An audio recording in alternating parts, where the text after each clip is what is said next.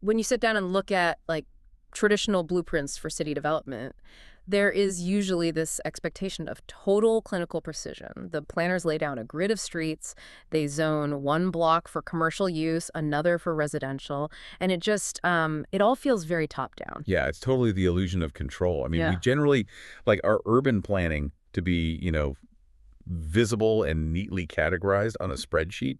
Like where a building is just a building and a road is just a road. Right. But then you step into the reality of late April 2026, and you look at the raw data coming out of Greater Montreal, and suddenly that neat little grid is completely scrambled. Welcome to today's deep dive, everyone. We have a massive stack of highly detailed sources on the table today. Oh, we really do. It's an incredible amount of data. Yeah, we are talking granular urban planning reports, real estate analyses, community briefs, and cultural guides. And our mission for you today is to extract the blueprint of how a modern metropolis actually reinvents itself in real time. We are going to explore how a city balances explosive real estate pressure with human connection, tackling the housing crisis, infrastructure decay, and massive economic shifts all at the exact same time. Because the reality of 2026 is that a city is not just a collection of concrete assets. It is the friction between the people and that concrete. What we're seeing in these sources is, well, the absolute definition of a metropolis trying to engineer its own social survival. Okay, let's unpack this. Because these sources completely flip the script on what city planning usually sounds like. It isn't just about pouring foundations anymore, and you really can't transform a city without tackling its ugliest parts first. Oh, absolutely. The massive infrastructural scars that we usually just try to drive past as quickly as possible. Exactly. I'm talking about the loud, polluted dead zones that mid-century urban design just left behind. And that takes us straight into the concept of shadow urbanism. The prime example dominating the municipal reports is the Gadbois Hub in the Sud-Ouse borough. That project is just fascinating. It really is. They are pouring $85 million into a space completely underneath Highway 15. Over a 20-month project timeline, they are turning this massive, gritty underpass into a professional-grade skate park, basketball courts, and fitness stations. And they're simultaneously replacing the underground water networks to support future neighborhood densification, right? Yeah, exactly. But I mean, why choose to put an $85 million sporting hub directly under a massive, roaring highway? Well, it is a brilliant reframing of a liability. If you look at the mechanics of urban sports infrastructure, you face two massive hurdles. You have weather degradation and noise complaints. Oh, sure. By building directly underneath Highway 15, the massive concrete overpass acts as a free, indestructible roof. It makes the park entirely weather immune. So you can skate or play basketball in a torrential downpour. Exactly. But the real genius is the acoustics. Skateboarding is incredibly loud. The clack of the boards echoes everywhere. Right. Neighborhoods absolutely hate that. They do. But the constant low-frequency roar of the highway traffic completely masks the high-frequency noise of the urban sports. Wow, it's like urban judo.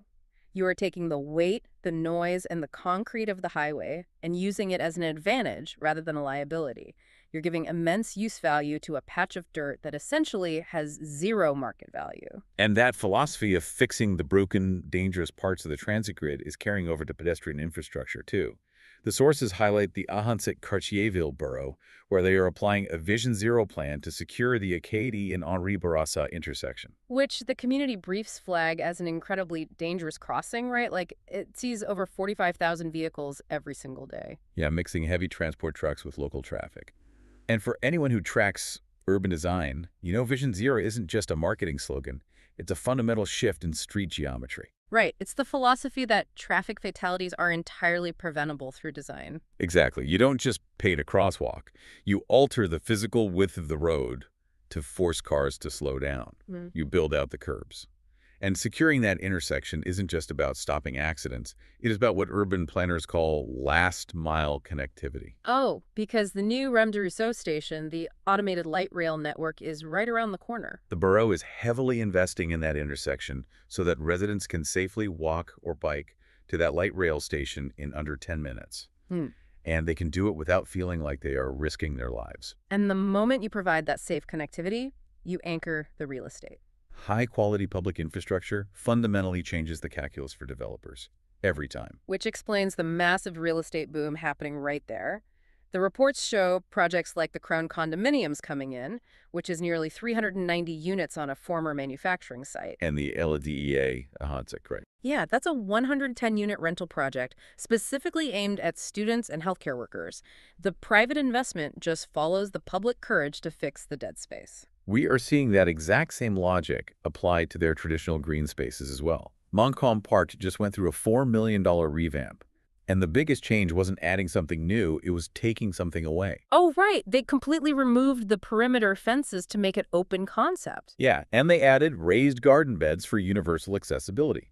And over at Jean Martucci Park, they added a permanent dog park and a teen climbing wall based entirely on direct citizen consultation. But removing those fences at Montcalm Park is such a perfect example of behavioral urbanism. When you fence in a park, you create a psychological barrier that says keep out. Which actually invites vandalism because it creates a hidden, enclosed space. By removing the fences, you invite what Jane Jacobs famously called eyes on the street, natural surveillance. It creates social cohesion. But wait, this is where I have to push back on the sources a bit. Because if we do all this urban judo, if we take the dark zones under highways and turn them into weatherproof sports hubs and connect everyone to the light rail, doesn't that just invite the gentrification trap? Oh, that is the defining tension of modern city building. Right, because you fix the neighborhood, you drive up the rent, and you completely price out the vulnerable residents who asked for the park in the first place. It's a huge risk. But that brings us to how these sources show the city actively fighting back. As the urban grid gets upgraded, organizations are simultaneously engineering a massive social shield. A social shield to protect vulnerable populations from that exact speculative wave. Let's look at the sheer scale of this shield. The CMM, the Communauté Métropolitaine de Montreal, is launching a major offensive. Yeah, and historically, non-market housing was densely concentrated in the downtown core. But the CMM is aggressively taking non-market housing out to the suburbs, targeting the north and south shores. Because the rental vacancy rate in several of those suburban municipalities has plummeted to 0.5%. Now, for an audience that follows real estate, we don't need to reiterate that 0.5% is a crisis. But what the sources emphasize are the cascading effects. Right. When a suburb hits a 0.5% vacancy rate, essential service workers, teachers, and municipal employees can no longer afford to live in the communities they serve. The local economy essentially starts to suffocate from a lack of workforce housing. So the CMM has set a target to make 20% of the entire metropolitan housing stock non-market housing by 2050. And they plan to do this using mechanisms like community land trusts and preemptive rights. Which are incredibly powerful tools. Now, I have to admit, I'm a bit lost on the actual legal mechanics here. Yeah. How does a city actually enforce a preemptive right against a private buyer who has cash in hand? And how does a land trust actually stop a developer? Okay, so a community land trust fundamentally decouples the building from the dirt it sits on. The nonprofit trust owns the land permanently, while the resident owns or rents the physical structure. Oh, I see. Because the land is removed from the speculative market forever, the cost of the housing is permanently capped.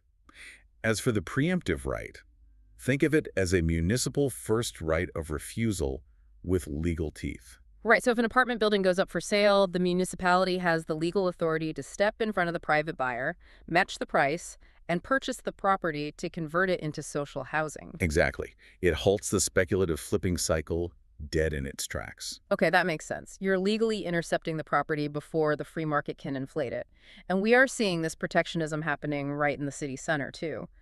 Take the YWCA's Résidenti'ELLE project. That's a massive one. They occupied a hyper-valuable building on René Lévesque Boulevard for decades. They capitalized on that by selling the land to fund a brand new $45 million complex at 1275 Delormier Avenue. Returning to the exact borough where they were founded a century and a half ago. And they aren't just building a traditional shelter. They are building 96 permanent, affordable units. They have studios for single women and larger apartments for female-led families. Plus, the lower floors are engineered as a 360-degree support hub. Right, with employability training, secure youth areas, health interventions. What's fascinating here is how private brick and mortar is literally becoming a public refuge. We see this mirrored perfectly on the Plateau Mont-Royal with Le Chenin. Oh, yeah. They are utilizing between $15 and $18 million to transform a building on Esplanade Avenue into 35 permanent housing units for vulnerable women. And the poetic irony of the Le Chenin project is just incredible. The building they purchased is a former private surgical clinic. Wow, really? Yeah, they are taking a space that literally used to symbolize paid, private healthcare, and they are architecturally transforming it into a hub for free social healing. It is adaptive reuse with a deep social mission. And when you start to cluster these types of projects geographically, you create what urban strategists in the reports call the solidarity circuit. In Ville Marie East, you now have the Janine Sutto Cultural Center, the Jean-Claude Malaparte Sports Center, the new YWCA, and the new Molson Riverside Park. All connected by secure pedestrian routes. It feels like they are dropping anchors in a storm. Hmm. So basically, they are intentionally occupying the territory with these massive social safety nets to prevent pure condofication from washing the neighborhood away. That is an excellent way to frame it. They are establishing non-negotiable zones. A private developer can still come in and build a 20-story luxury glass tower, but they cannot erase the community anchors surrounding it. Right, because the anchors own the land. By saturating an area with nonprofit institutions, you prioritize the use value of the neighborhood for the locals over the purely financial exchange value for speculators. But protecting a neighborhood from gentrification doesn't just mean giving someone a cheap apartment. You can secure someone's housing, but if the local bakery on their corner gets replaced by a high-end boutique they can't afford, you've still hollowed out their community. How do the sources suggest protecting the actual commercial and cultural life of these spaces? By focusing on the third places, the spaces where the community gathers, eats, and interacts outside of home and work, and doing it through alternative financial models that don't rely exclusively on massive government grants. Though, to be fair, the government money is still flowing for the big heritage projects. The Mercier-Hochelaga Maisonneuve Borough, or MHM, is injecting $6 million into restoring the old Maisonneuve market. Yeah, they are specifically focusing on restoring the original 1912 architectural plans by Marius Dufresne, fixing the masonry, and integrating modern universal accessibility like new elevators. Which is a brilliant play in city branding. In a rapidly modernizing, gentrifying market, historical authenticity becomes a safe haven value. It roots the neighborhood. But contrast that $6 million municipal grant with what is happening over in Vieux-Pointe-aux-Trembles. Yeah. Our sources detail a project called Épicerie Monette. Oh, right. It's a grassroots nonprofit that is taking an abandoned heritage bakery and transforming it into a grocery store and cafe, specifically to eliminate a local food desert. But they aren't waiting for a government handout to do it. They're raising the capital themselves. $75,000 via community bonds. It's a fascinating financial mechanism. Citizens buy into the project in $500 increments, and in return, they get a 4% annual interest rate over a 5-year term. Exactly. Now, I have to stop and ask the obvious question here. Let's be real. A 4% return isn't exactly Wall Street numbers. Why would a citizen tie up $500 of their own money in a neighborhood grocery store when they could easily drop that cash into a high-yield savings account or an index fund with far more liquidity? Are people actually emptying their pockets for this? They absolutely are, because you have to look at the total return on investment, not just the strict financial yield. This is the core mechanic of a socially responsible investment, or SRI. Okay, tell me more. What this model does is completely remove the traditional banking intermediary. It establishes a direct mathematical tie between a resident's capital and their community's health. Yes, you get your 4% back, but the double bottom line is the physical dividend. I get it. Your real return on investment is walking out your front door and having a warm, vibrant third place to grab a coffee and buy fresh vegetables. Instead of staring at a boarded-up, blighted storefront that drags down your own property value. So you are essentially acting as the bank to underwrite the exact neighborhood you want to live in. Precisely. But while these hyperlocal community bonds are incredible at securing the micro neighborhoods, a metropolis is ultimately a massive economic engine. We cannot ignore the macro forces from the outside that are reshaping the city's broader environment. And the engines we're seeing in the April 2026 data are massive. Let's look at the corporate shift happening downtown. The logistics giant Intolcom is moving its entire headquarters to the La Cité complex at 111 Robert Bourassa. They're tripling their footprint for their 40th anniversary. Which is highly strategic. La Cité isn't just a sterile office tower, it is a mixed-use ecosystem. It already houses over 1,300 residential units, a sprawling underground retail concourse, and a sports club. So by dropping a massive corporate workforce directly into a dense residential hub, you are engineering a 247 flow of humanity rather than a downtown that empties out at 5 p.m. Exactly. And speaking of engineering massive flows of humanity, the city is hosting the 2026 UCI Road World Championships this September. Which carries immense symbolic weight, marking the 50th anniversary of the 1976 Montreal Olympics. The logistics and the economic projections for this cycling event are staggering.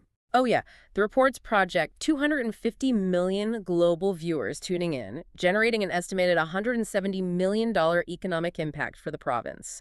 And the physical footprint is huge. The men's elite race alone is a grueling 273.2-kilometer route. Right. It starts out in the Montérégie region, crosses the Samuel de Champlain Bridge, and terminates with a highly technical circuit right on Mount Royal. Events of this scale are masterclasses in macro-urban marketing. Because you don't just host the event for the immediate tourist dollars. No, you use the global broadcast to showcase the city's long-term investments in permanent, sustainable, active transit infrastructure. You are broadcasting the city's livability to the world. Here's where it gets really interesting, though. We have corporate logistics giants moving thousands of workers downtown. We have global cycling championships bringing in hundreds of millions of dollars. But according to the real estate and economic data in our sources, one of the most vital foundational anchors for the city's economy is summer camps. I know, it sounds entirely counterintuitive when placed next to international sports and corporate headquarters. But the data does not lie. It's a massive pillar of the residential economy. It is a $150 million industry operating right under our noses, with over 250 camps across the island. And the real estate analytics absolutely prove its value. Yeah, properties located within a 10-minute walk of major leisure centers and camp hubs sell for a 4% premium compared to the neighborhood average. That's wild. Because for working parents, robust summer programming isn't a luxury. It is a fundamental labor force requirement. If a city fails to provide accessible, reliable summer infrastructure, families are forced to flee to the suburbs. Which drains the urban tax base.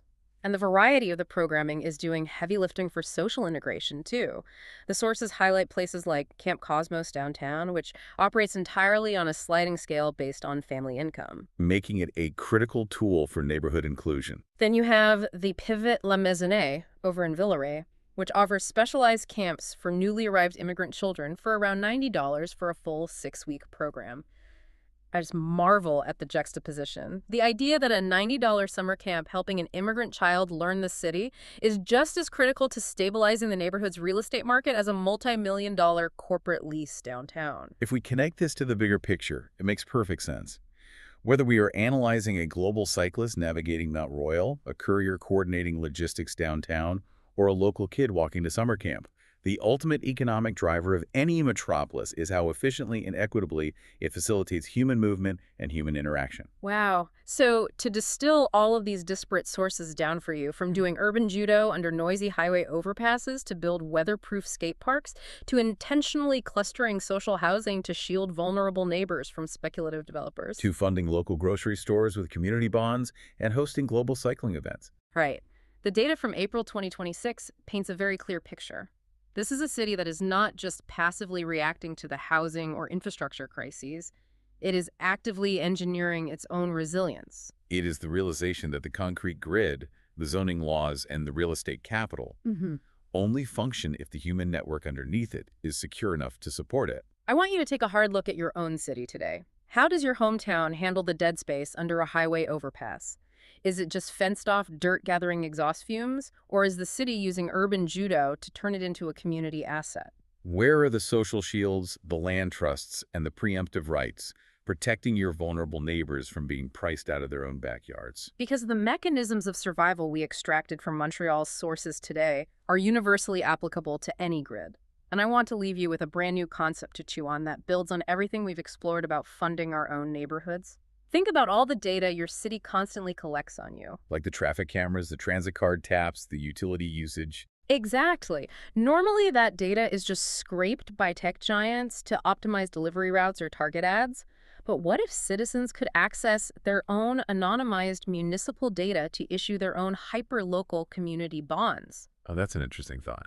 Imagine a neighborhood armed with its own data footprint, mathematically proving to themselves that they have the foot traffic and the demand to sustain a grocery store, and then funding it overnight because they have the undeniable metrics to back it up. The ultimate smart city of the near future might not be run by algorithms telling us where to go, but by neighbors armed with data, acting as their own bank to build the exact city they want to live in. It would shift the power dynamic of urban development entirely. It really would, because at the end of the day, a city isn't just a clean grid on a spreadsheet. It is a living, breathing organism, and you are the most important part of it. Thanks for joining the deep dive today. Keep exploring, and we'll catch you next time.